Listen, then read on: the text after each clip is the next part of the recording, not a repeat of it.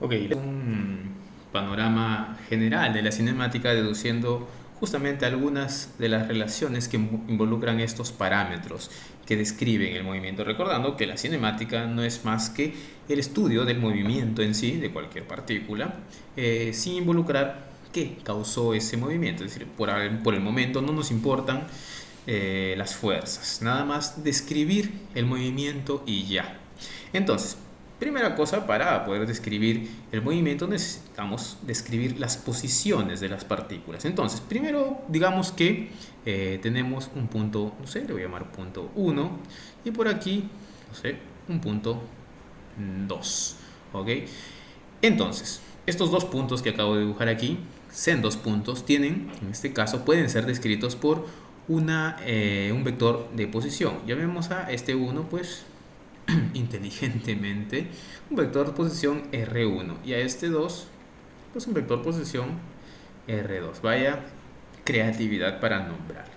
Ok, primera, en este caso, primer parámetro cinemático importante por notar, es decir, el desplazamiento. Y lo voy a poner aquí, ok, desplazamiento. El desplazamiento. El desplazamiento no es más que en este caso que la distancia recorrida por un móvil. Si algún móvil, en este caso una partícula puntual, que va del punto 1 al punto 2 y queremos calcular cuánto se ha desplazado, ese es un vector y justamente corresponde con este vector. Si es que la partícula fue del punto 1 al punto 2, pues el vector desplazamiento será este aquí, que delta significa variación, cambio, justamente se define como ese cambio. ¿Cuál cambio? Pues de la posición final menos la inicial. Entonces tenemos R2 menos R1. Entonces podemos definir nuestro vector de desplazamiento delta de R siendo eso, R2 menos R1. Hasta ahí no hay ningún problema en principio, ¿ok? Después muchos se preguntarán qué tal si la trayectoria de la partícula no es en una línea recta, y es la mayoría de los casos, y seguramente tendrá toda la razón. ¿Qué tal si es así? Sí, también podemos definirlo, solo que no de esta manera, porque de esta manera lo único que sabemos es las posiciones final y la inicial. Para esos casos pues necesitamos ya recurrir al cálculo y recurrir justamente a los diferenciales. Cálculo, propiamente dicho. ¿Ok? Entonces vamos con la segunda, en este caso, propiedad importante. La primera es la posición, obviamente, de la partícula. Es decir, si sabemos el desplazamiento, también podemos incluso calcular las posiciones. Entonces vamos por, antes incluso que el desplazamiento, pues por la posición de una cierta partícula. Ojo, aunque todos estos parámetros cinemáticos, todos son vectores, ¿ok? Entonces la posición de una partícula está dada por el vector R genérico, ¿no? Solo que como este es el punto 1 y este es el punto 2, lo he llamado aquí R1 y R2 respectivamente. Ok, una tercera definición aquí. Necesitamos saber cuánto o de qué manera está cambiando esta posición, que es el desplazamiento. ¿De qué manera está cambiando? Pues necesitamos compararlo con algo. En este caso lo comparamos con un patrón. En este caso con el tiempo. En ese sentido definimos a la velocidad siendo ¿qué cosa? La tasa de variación ¿de quién? De la posición respecto del tiempo. ¿Qué tanto cambió su posición? En la medida de qué tanto cambió, en este caso, en un intervalo de tiempo. Eso sería la definición de la velocidad media, pero nosotros ciertamente en el cálculo no nos interesa la velocidad media. Queremos ser algo mucho más rigurosos. Pues ok, recuerdan lo de hace un momento de qué tal si la trayectoria es así. Es decir, no sabemos si efectuamos simplemente de esta manera, pero si acortamos estos intervalos y los hacemos tan pequeños como sean posibles, casi tendiendo a ser un punto, pero que no sean un punto, en ese caso eso es básicamente lo que significa el cálculo, esos pequeños diferenciales que tienen las propiedades de un punto, pero que no son un punto, bastante en este caso útiles en ese sentido. Pues la definimos a la velocidad, el vector velocidad instantánea, y bueno, aquí no he puesto el nombre en realidad, lo voy a poner aquí, antes de escribir esto. Definimos a la velocidad instantánea, el vector velocidad, como siendo lo siguiente. Aquí, velocidad siendo igual al límite cuando ese intervalo de tiempo en el que estamos calculando tiende a cero, es decir, es pequeñito, de justamente esa tasa de variación de la posición, es decir, el desplazamiento, por unidad de tiempo. Esto ¿no?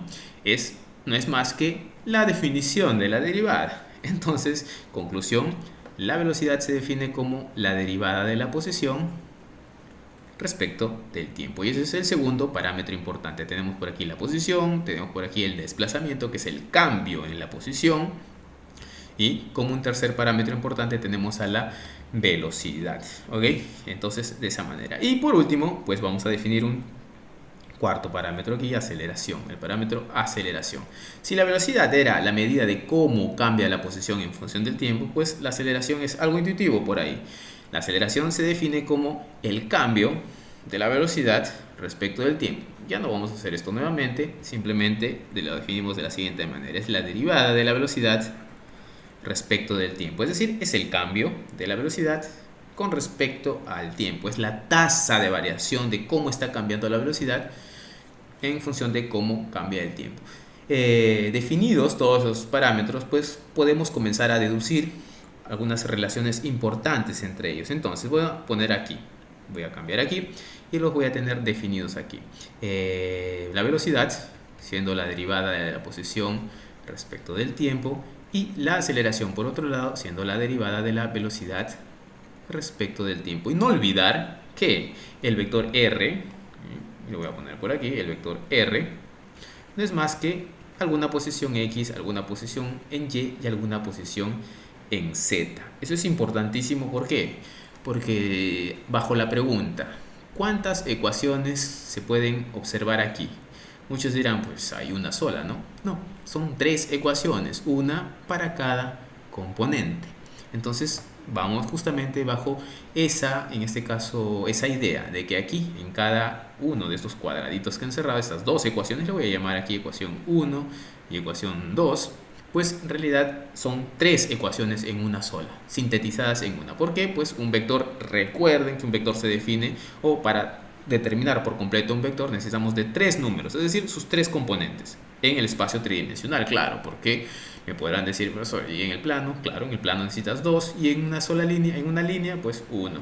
Y si estamos en un espacio de 4 o n dimensiones, pues el número de, en este caso, de componentes que necesitas es igual al número de dimensiones, ¿no?, de el espacio donde estás trabajando. En nuestro caso, pues 3. Entonces, para definir por completo a un vector necesitamos 3 números y nada más.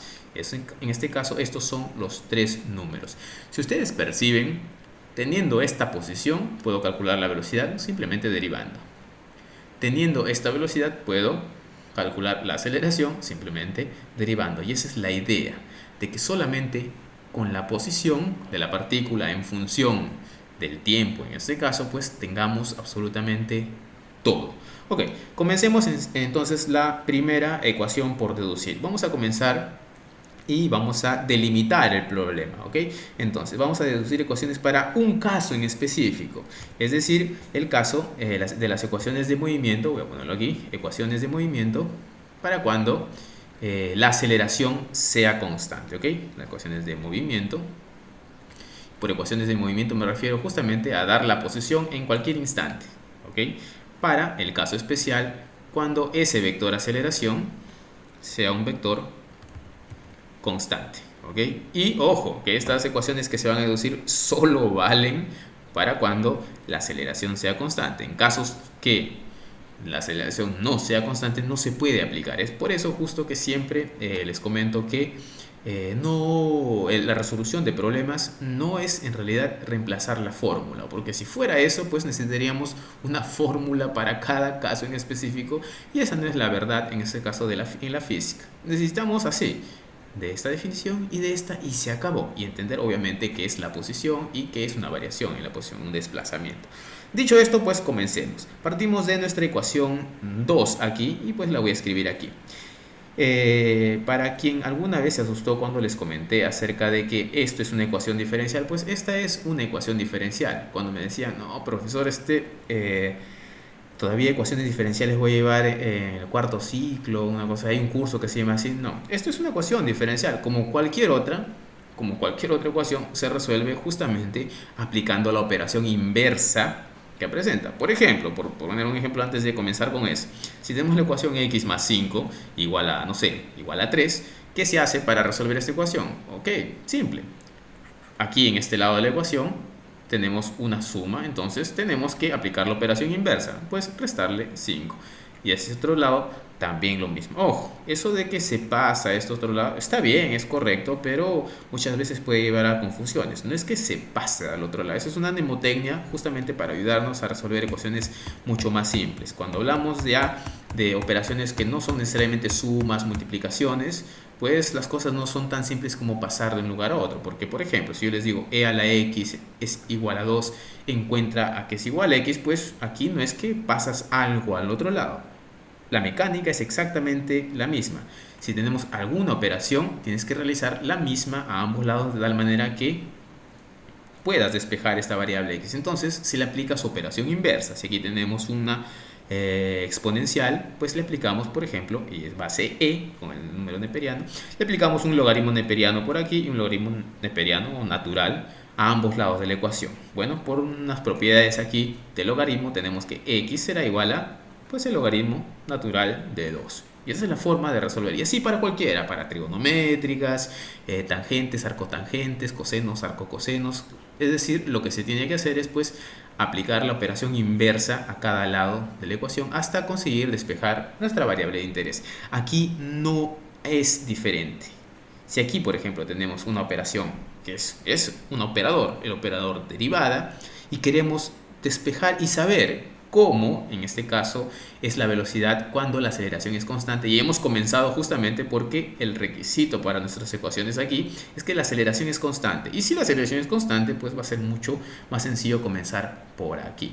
Dicho esto, pues hagamos eso. Apliquemos la misma operación a cada lado de la igualdad. Bueno, a muchos se les ocurrirá hacer esto y no está mal trabajarlo como si fueran diferenciales y trabajarlo de esta manera. No está mal. Claro que a los matemáticos no les va a gustar eso, pero no está mal, ¿ok? No está mal. Los físicos muchas veces se toman esas libertades y los matemáticos sufren. Muere un matemático cada vez que alguien hace eso o cada vez que alguien tacha en el numerador y en el denominador. Pero vamos por aquí. Vamos con lo mismo. Si aquí tenemos una derivada y la derivada es respecto del tiempo, pues ¿qué hago para deshacerme de esa derivada? Pues la operación inversa de la derivada es la integral. Entonces aplico la integral respecto del tiempo, integro sobre el tiempo a cada lado de la ecuación. ¿Y qué significa eso? Ok, llevo aquí la aceleración respecto del tiempo, le apliqué esa operación y al otro lado tengo que aplicar exactamente la misma operación, es decir, tengo d de b, la derivada respecto del tiempo, y esto lo integro sobre el tiempo. Si se dan cuenta, si integro una derivada, estoy en este caso anulando esa operación, estoy llegando, claro, tenemos que tener en cuenta que cuando se integra, cuando tenemos una integral indefinida, como es en este caso, vamos a tener una familia de soluciones, ¿ok? Esa constante la vamos a considerar también, ¿ok? Bueno, en principio, esto de aquí, la integral de la derivada de b respecto de t, no es más que p, ¿ok? Así, a secas, ¿qué es lo que queda? Al otro lado voy a tener entonces la integral de a diferencial de t y no olvidarnos de la constante C1 le voy a poner, ¿ok? Después vamos a tener muchas más constantes. Al final no importa el nombre de la constante que le pongamos, las vamos a deducir. Tenemos de esa manera, ¿ok? Claro, y está embutida la constante que salga también de esta otra integral. Teniendo en cuenta eso y recordando que estamos deduciendo para cuando la aceleración es constante, pues hay una propiedad interesante con las derivadas, que si tu variable de integración, en este caso, que es dt, es t, y la función que está dentro de la integral no depende de esa variable, en este caso el tiempo, es decir, la aceleración es constante en el tiempo, pues puede salir de la integral porque no vas a integrar sobre ella. Como resultado vamos a tener simplemente el vector aceleración, que es una constante, por t, más esa constante t1. Y ojo, esta constante en realidad es una constante, un vector constante, ¿ok? Es un vector constante. Teniendo en cuenta eso, pues el vector velocidad en cualquier instante t, porque eso es una función, lo que acabamos de calcular, está dado de la siguiente manera. Es el vector aceleración, que es constante por el tiempo, más una constante C1 que ya vamos a averiguar qué es. Bueno, ¿de dónde sacamos cuál es el valor de esa constante C1? Pues de las condiciones de frontera, contorno iniciales del problema. En principio nosotros, cuando escogemos el sistema de referencia, así como está aquí arriba, cuando nosotros escogemos el origen de ese sistema de referencia, estamos definiendo prácticamente las posiciones iniciales de las partículas. Ya las siguientes, las que vamos a ver, las velocidades, por ejemplo, se definen por medio de las mediciones. Es decir, cuando el tiempo, por ejemplo, comienza a ser medido, t igual a 0, definimos o medimos, en este caso definimos las posiciones o medimos las velocidades en esos instantes. Son los parámetros de entrada, llamados en este caso, y lo voy a poner aquí, condiciones iniciales, ¿ok? Pueden llamarle condiciones iniciales, también son llamados condiciones de frontera o de contorno, ¿ok? Bueno, en este caso se acostumbra muchas veces en física, como la variable es la referida al tiempo, pues inicial, ¿no? Parámetro inicial, pero en principio es cualquiera de estos tres nombres que le quieran dar. Ok, ¿cómo seteamos, cómo configuramos, cómo encontramos esas condiciones iniciales? Porque necesito saber a qué es igual este vector C1, si no, no sé cómo se comporta la velocidad. Podría ser cualquier valor, infinitos valores. En este caso hay infinitas familias de rectas, si lo quieren ver así. Pues de manera simple, si son condiciones iniciales, definimos que si, ¿ok?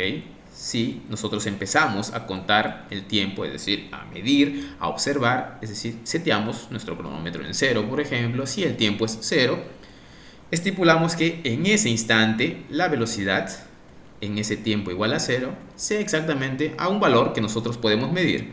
Lo medimos y obtenemos, digamos, este valor, la velocidad inicial, v sub 0. ¿Okay? Ese es el valor que vamos a medir cuando comenzamos a observar el fenómeno. Después ya no lo medimos, solamente en ese instante, y después nosotros podemos predecir todas esas velocidades en cualquier instante después. Ok.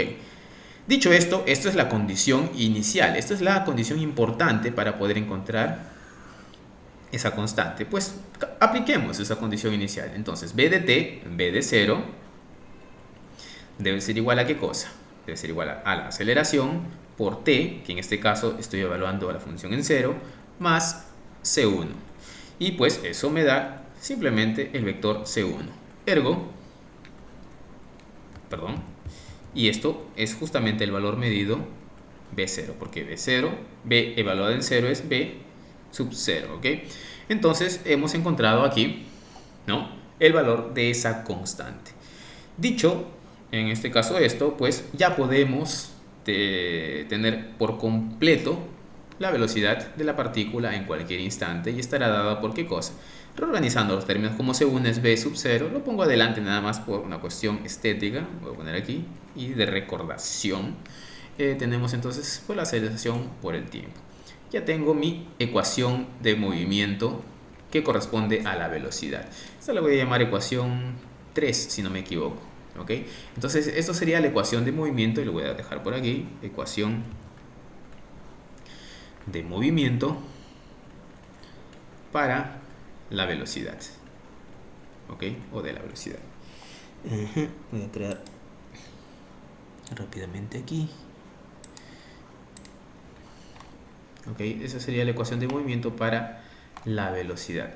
Entonces, pues ya podemos continuar con la siguiente. Ya tenemos la velocidad en cualquier instante. Es uno de los parámetros. Recuerden que la aceleración, desde que es constante, y si la medimos como condición inicial, pues la tenemos también. Ya tenemos aceleración y velocidad.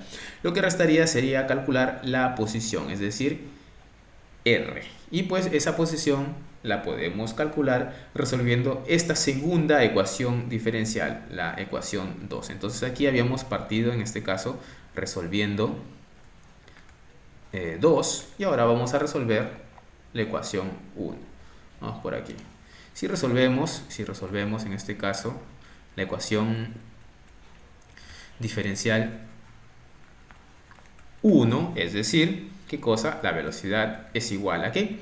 La derivada de la posición respecto del tiempo. Bueno, esto parece una B, de la posición respecto del tiempo. Pero, además, si recuerdan, esto de aquí ya lo hemos calculado, ya sabemos cuánto vale la velocidad en cualquier instante, ¿ok? Aquí hacemos entonces lo mismo. Si yo quiero deshacerme de esta derivada, nuevamente, a cada lado de la igualdad, pues integro, en este caso, en función del tiempo. Es decir, tendré aquí la integral de la velocidad respecto del tiempo, y aquí la integral de dr dt dt. De nuevo, nuevamente aquí, la integral de la derivada del mismo parámetro, pues me va a devolver simplemente el valor de r, que es justamente lo que queremos, r de t, la función que depende del tiempo. Por otro lado, necesito calcular aún esta integral. Entonces tenemos de esta manera, b de t más, bueno, para no repetir, una constante, un vector constante 2. Recuerden que es una familia, en este caso, de 3 rectas, de 3, en este caso una tupla de 3 rectas, ¿no? Recuerden que esto es x, y, z. Dicho esto, este vector velocidad ya lo tenemos en función del tiempo, es el que hemos calculado anteriormente. Entonces esto no será otra cosa que la velocidad inicial más la aceleración por el tiempo, todo eso diferencial de t, más esa constante de integración, que en este caso esa constante es un vector, ¿ok? Dicho esto, pues integrar esto nuevamente se torna bastante sencillo, para lo cual tenemos que r de t no será otra cosa que esto integrado en el tiempo, pues es la velocidad inicial, vector por el tiempo, más a es una constante, sale del integral, t integrado en el tiempo, pues t cuadrado sobre 2, lo que me resulta en 1/2 de la aceleración, vector por el tiempo al cuadrado, más esa constante ahí. Entonces tenemos ya la solución. Lo que nos falta nuevamente es encontrar a este sujeto de aquí, es decir, esa constante de integración. ¿Cómo la encontramos? Pues nuevamente con las condiciones iniciales. ¿Cómo en este caso se definen esas condiciones? Recuerden que hace un momento, para encontrar para la velocidad en el instante t igual a 0, es decir, cuando comience el movimiento, realizamos la medición. ¿Cuánto mide la velocidad en ese instante? Aquí va de lo mismo. Cuando el tiempo es 0, ¿no? Se define de la siguiente manera. R de 0 tiene que ser la medición en este caso. Y lo curioso y en realidad lo importante aquí es que nosotros podemos definir estas condiciones, en este caso, para las posiciones. ¿Por qué? Porque esto va a depender en gran medida de dónde coloquemos nuestro sistema de referencia. Si ustedes se dan cuenta, por ejemplo, y regreso aquí arriba, si por ejemplo la partícula inicia su movimiento en este punto, vamos a ponerlo así, y colocamos justo nuestro sistema de referencia donde está esa partícula, pues la posición de la partícula inicial será el vector 0,0,0, el vector 0, ¿no? El origen de coordenadas, y se simplifica. Es por eso que al momento de escoger el sistema de coordenadas, que es lo primero que se hace cuando se intenta resolver un problema de física, pues podemos escoger el sistema que mejor, ¿no?, nos parezca. Mejor en el sentido de en cuál las ecuaciones son más sencillas. En otras palabras, donde aparecen más ceros. Podría ser el caso que escogemos en el mismo sistema, en este caso el origen donde está la partícula, y pues esto sería 0. De manera general no necesariamente va a ser 0, entonces pues lo voy a dejar aquí con alguna posición inicial y ya, posición R sub 0. Ok, aplicando esta condición de contorno, ok, aquí la condición de contorno aquí es justamente esta, ¿no? Sí, es decir, cuando t igual a 0 vale eso, pues reemplacemos aquí. R, cuando t es 0, es R de 0, sería velocidad inicial por 0, ¿no? Voy a escribirlo aquí, vector velocidad inicial por el 0, más 1/2 de la aceleración por 0 al cuadrado, más ese vector C2, y eso debe ser igual a ¿quién? Pues a mi posición inicial que estoy encontrando aquí. Como pueden ver aquí, por aquí tengo el vector 0 y el vector 0, más esto debe dar lo mismo. Entonces hemos encontrado nuestra constante que estábamos buscando, y esa constante en realidad no es más que la posición inicial. Ergo, podemos escribir nuestra ecuación completa para la posición, en este caso, en cualquier instante, y va a estar dado pues justamente por la posición inicial más la velocidad inicial, vector velocidad inicial por el tiempo, más un medio de la aceleración vector por el tiempo al cuadrado, y hemos encontrado nuestra, en este caso, ecuación de movimiento para la posición. Ya esto lo voy a llamar la ecuación 4. Esto sería la ecuación de movimiento para la posición. ¿Y para qué me sirve esto? Pues jóvenes, con esto, teniendo esta ecuación, recordando que esto vale solamente para movimientos bueno, no necesariamente rectilíneos, porque combinando podemos hacer curvas aquí, para movimientos a aceleración constante en cada una de las coordenadas x, y, z, teniendo en cuenta solamente vale para esos casos. Si encontramos algún movimiento el cual la aceleración no sea constante, esto no vale. ¿Ok? No vale. Tendríamos que aplicar directamente las definiciones de velocidad y aceleración.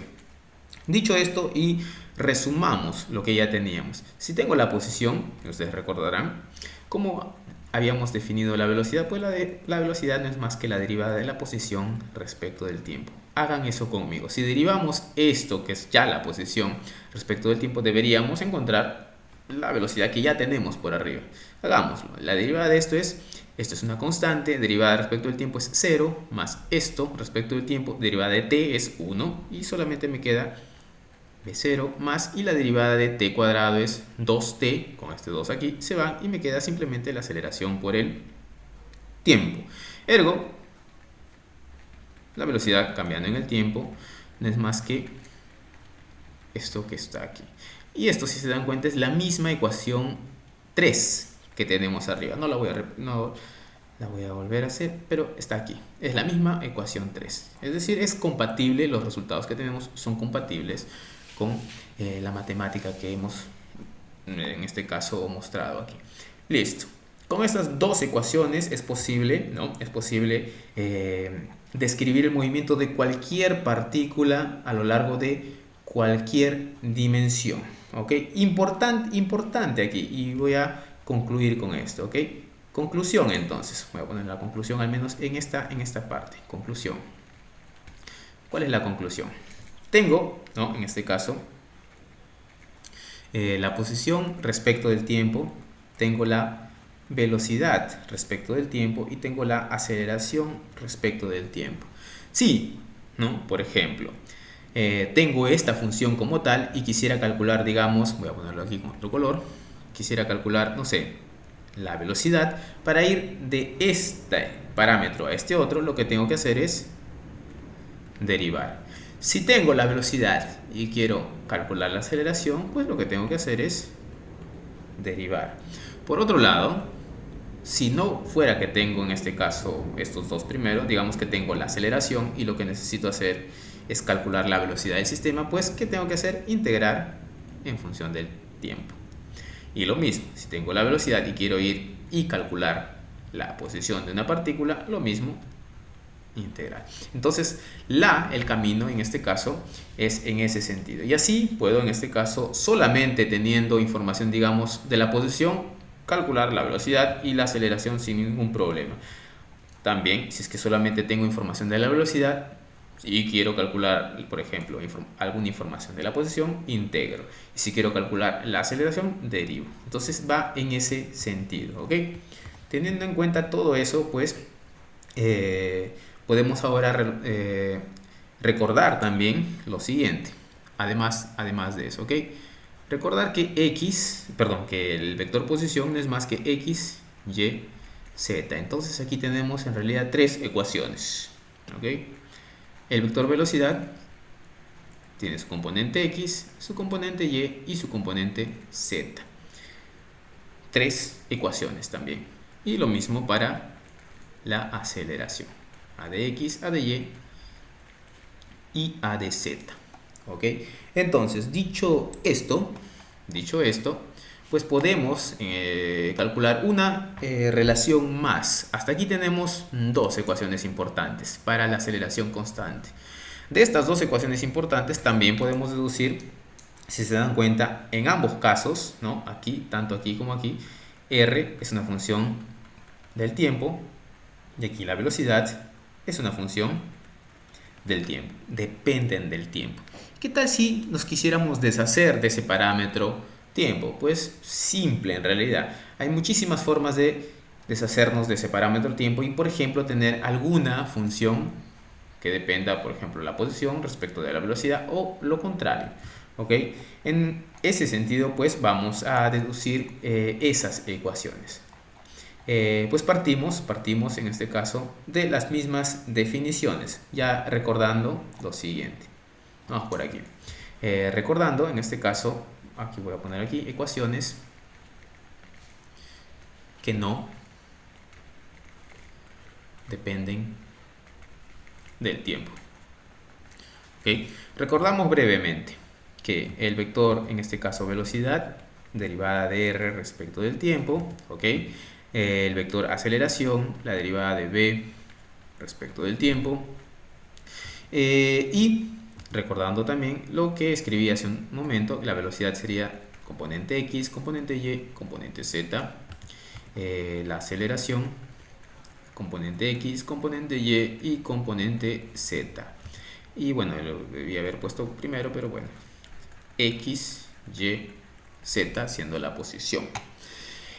Para demostrar esto, vamos a resolver la ecuación para una sola componente y después las otras dos las vamos a extrapolar. El mismo raciocinio lo vamos a extrapolar para las siguientes. Entonces de aquí, por ejemplo, yo voy a calcular la velocidad, la componente de velocidad en x, que no sería pues otra cosa que la derivada de x respecto de t.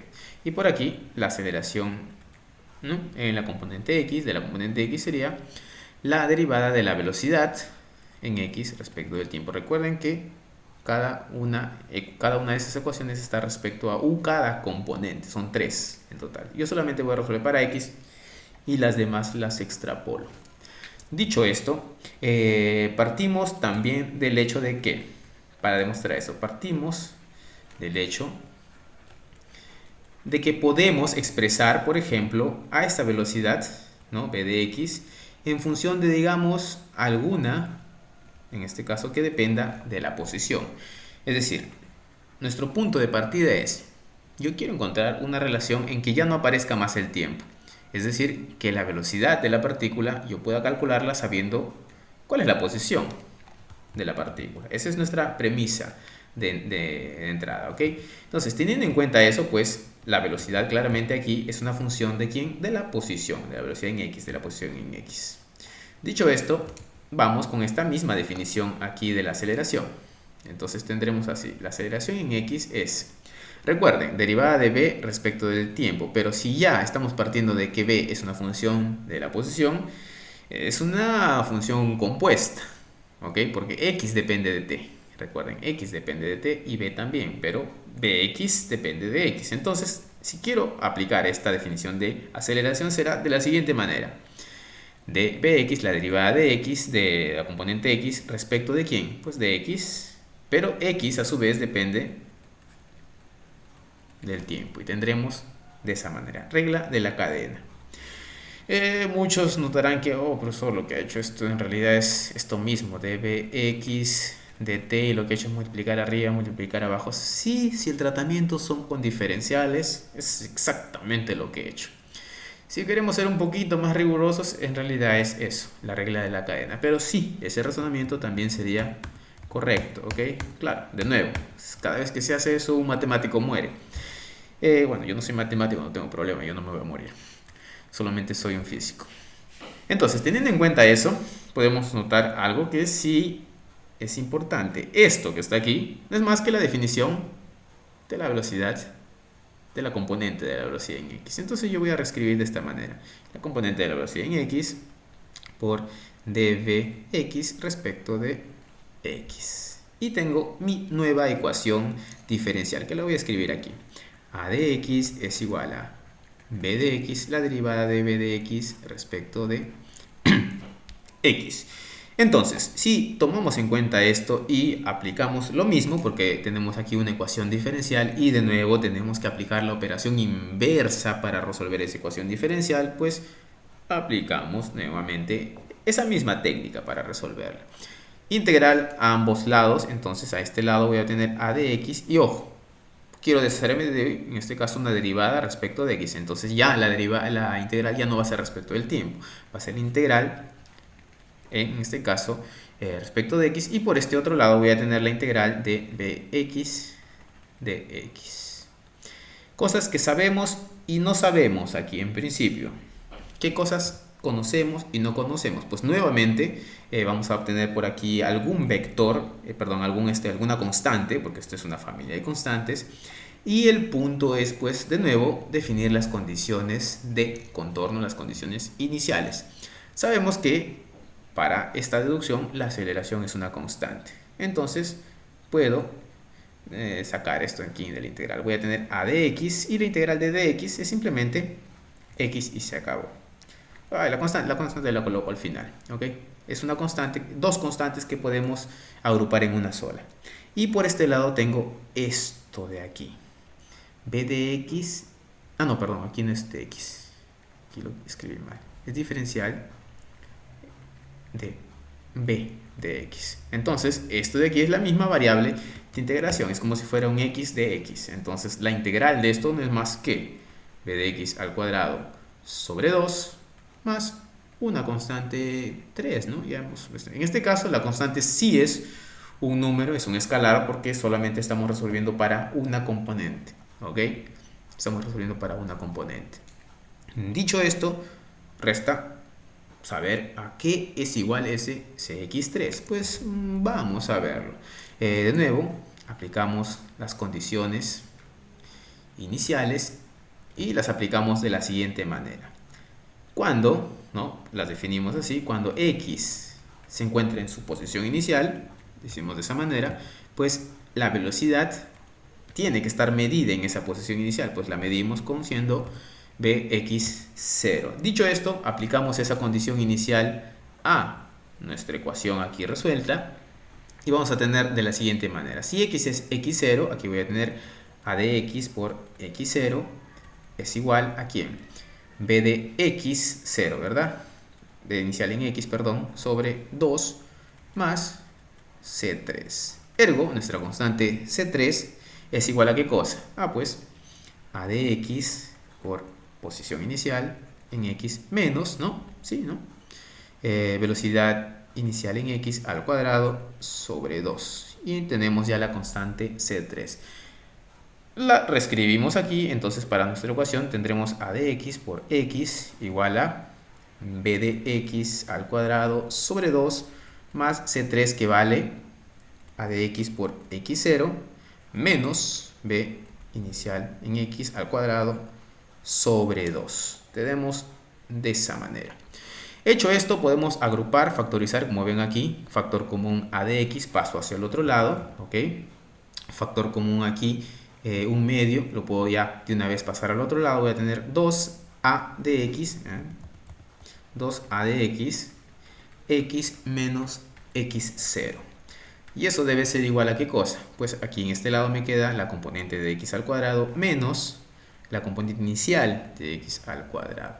Y esto sería justamente una relación importante que me da como, en este caso, una función de x que depende de bx, o lo contrario, bx que depende de x. Aquí pueden despejar si gustan y van a tener la raíz cuadrada, ¿no? Esto al otro lado, que es una constante, van a tener la raíz cuadrada y esa es la función que va a ser. Para nuestro caso lo dejamos así porque es más conveniente. Incluso podemos expresar los vectores posición en función de estos, tal y como están aquí.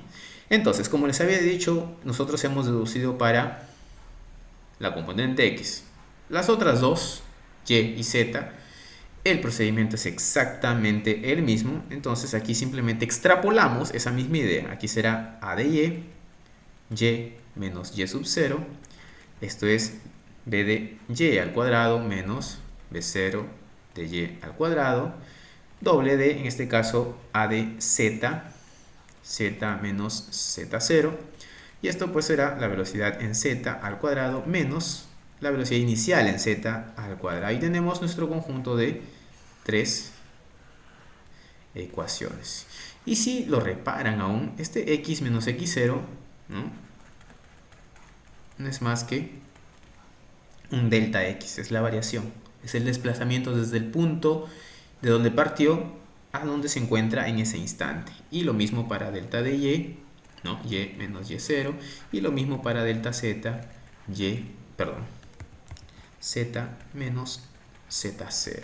¿Ok? Incluso se puede escribir de una manera mucho más compacta. Y bueno, entonces estas serían las ecuaciones, ¿no?, de movimiento. Ecuaciones de movimiento sin el parámetro tiempo. ¿Ok? ¿Hay otra forma de calcular esto? Pues en realidad hay muchas formas de calcular esto. Hay muchas formas. La otra forma es ya con las ecuaciones de movimiento, y les voy a dar esa alternativa justamente aquí. Ya con las ecuaciones de movimiento, por ejemplo, la que tenemos para x nada más, ¿ok? Sabemos que x es ¿quién? X inicial más la velocidad inicial en x por el tiempo más un medio de la aceleración en x por el tiempo al cuadrado. Eso sabemos para x. Sabemos que b es igual a ¿qué cosa? Velocidad inicial en x, v de x, perdón, más la aceleración en x por el tiempo. Tenemos dos ecuaciones para x, para y para z, lo mismo. Podemos parametrizar esto y, desparametrizar esto y quitar el parámetro tiempo. Pues claro que sí. Por ejemplo, manera simple de hacerlo. Coges esta ecuación y despejas el parámetro t. En este caso el parámetro t, ¿quién será?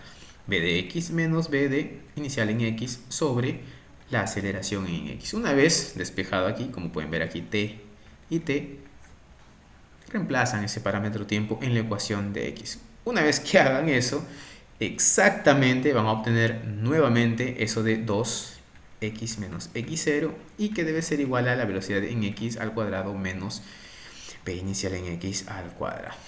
Es simplemente sustituir esto, efectuar, hacer un poco de álgebra aquí, y van a obtener las mismas, en este caso, las mismas características. Bueno, hasta aquí queda este video para poder, en este caso, para que tengan una idea de dónde, en este caso, salen esos dos conjuntos de ecuaciones, ¿ok? En principio, recordarles que son estas, las que no dependen del parámetro tiempo, y este otro par de ecuaciones. Recuerden que aquí hay tres ecuaciones y aquí hay tres ecuaciones. Y bueno, para consolidarlo en todo caso en un solo resultado,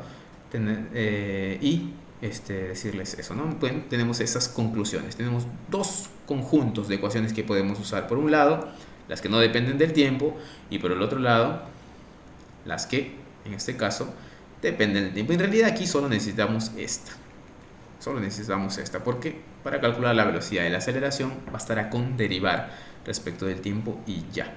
Ok, entonces quedamos hasta aquí en este video, y ya les traeré algunos otros con ejemplos concretos de problemas concretos de cinemática.